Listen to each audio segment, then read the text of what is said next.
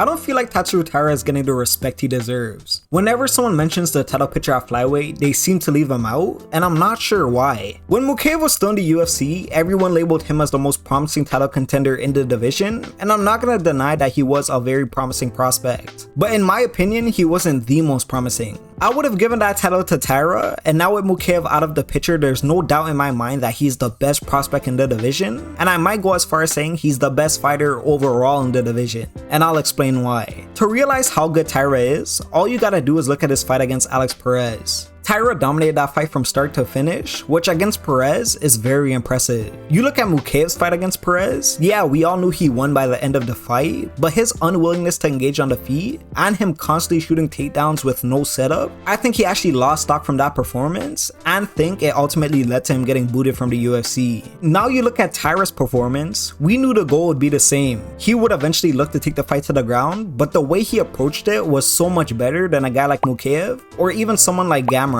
He didn't rush anything, he was willing to engage on the feet, and was actually having a ton of success on the feet. He didn't even need to shoot a takedown when he shot it, which is why he was able to get it. The first takedown he went for he got because he actually set it up. Big surprise. For someone who is as good at grappling as he is, it's so rare to find fighters that are willing to wait before shooting, and that's why I think that guy is a serious issue. And that's also why I already think he may have an edge over Pantoja, because we've seen multiple times Pantoja blowing his load trying to take the fight to the ground. And yeah, it never has resulted in him losing a fight in recent history, but if he continues to play that game, we can't be too confident in him being a champion for much longer. I don't have that worry with Taira. He's been so patient and he sets everything up so well, it's hard for me to imagine him gassing out in a fight. I know I keep comparing him to Pantoja, but that's the guy, right? And if you compare their striking, Pantoja may be more powerful, but his technique is unusual to say the least. You look at Taira from his first UFC fight to his last, the amount his striking has improved has been incredible to see. And considering he's only 24, he'll be 25 in January, it's hard for me to imagine his development with both his striking and his grappling slowing down anytime soon.